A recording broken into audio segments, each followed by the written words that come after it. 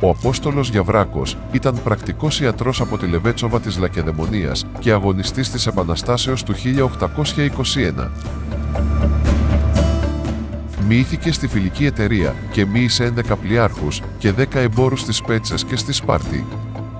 Πρόσφερε τον Απρίλιο του 1821 4.000 γρόσια στο κοινό των Σπετσών. Πήρε μέρος στην πολιορκία της Μονεμβασίας ως πολεμικός αρχιχειρούργος.